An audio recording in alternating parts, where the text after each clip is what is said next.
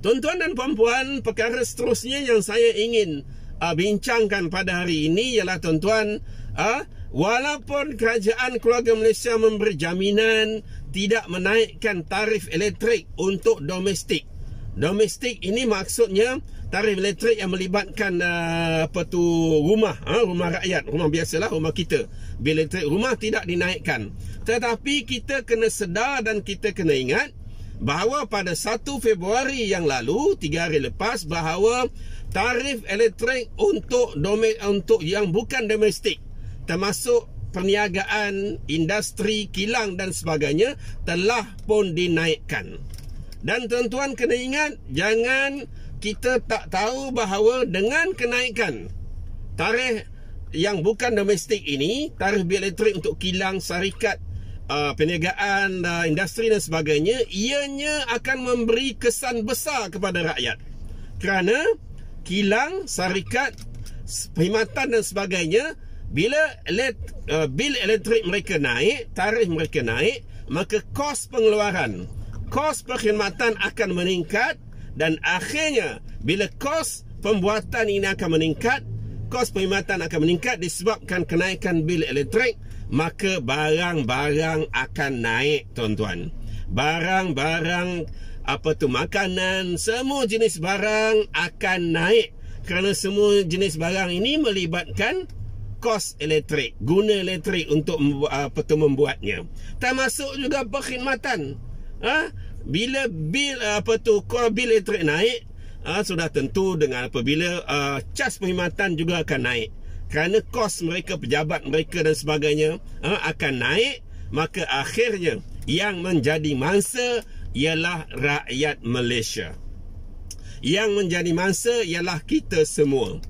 Lepas ini, sebelum bil elektrik naik pun, barang-barang telah naik begitu mendadak, melambung tinggi.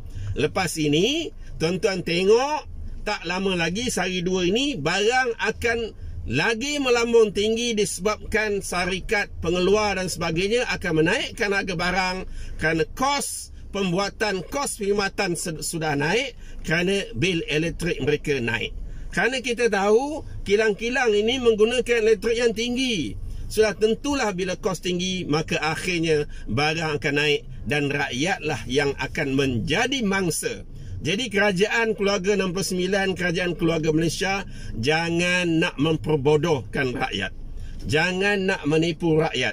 Rakyat semakin terbeban, kamu biarkan, kamu benarkan TNB naikkan tarif elektrik untuk yang bukan domestik, dan akhirnya rakyat semakin terbeban kerana kos hidup rakyat semakin terbeban sebab kos barang-barang, harga barang semakin meningkat. Tuan-tuan kena ingat perkara ini. Yang malangnya tuan-tuan, kita rasa malang sebab kerajaan keluarga Malaysia ni langsung tak prihatin kepada rakyat. Tetapi mereka sangat prihatin kepada TNB, kepada syarikat-syarikat besar ini. Tuan-tuan, dilaporkan bahawa TNB mencatat keuntungan 9.6% dari segi revenue dan juga 4 hingga 6% dari segi earning mereka pada 9 bulan pertama tahun 2021. Maksudnya sampai 30 September 2021, TNB mencatat keuntungan. Bukan sikit tuan-tuan, 6 hingga 9%. Dan ini bermakna bahawa walaupun tarif elektrik untuk bukan domestik pada waktu itu tidak dinaikkan, TNB tetap untung, tuan-tuan.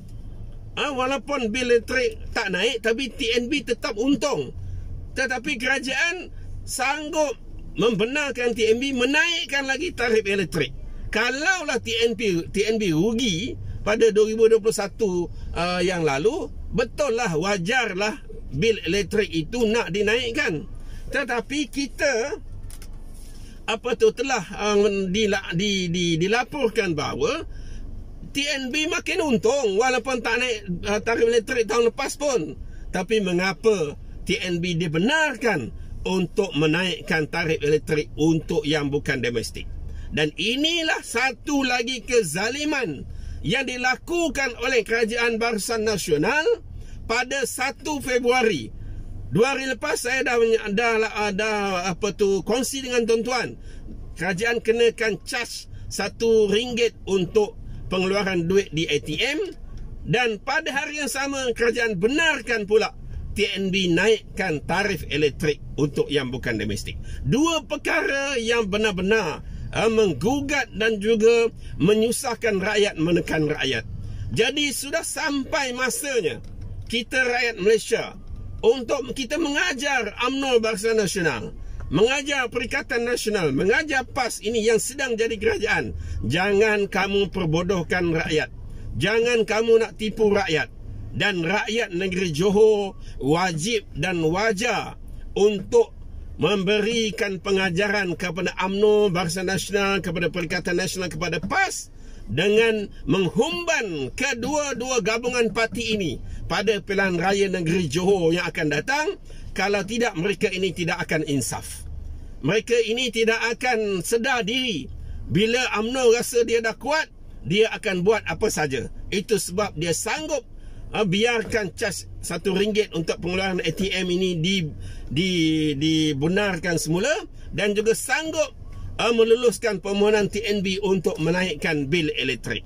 Jadi dua perkara ini sudah cukup untuk kita rakyat Malaysia mengajar UMNO Barisan Nasional, Perikatan dan PAS dalam PRN Johor. Ayo kita tumbangkan UMNO BN, Perikatan Nasional dan PAS pada pilihan raya negeri Johor demi untuk kesejahteraan dan juga kebajikan rakyat.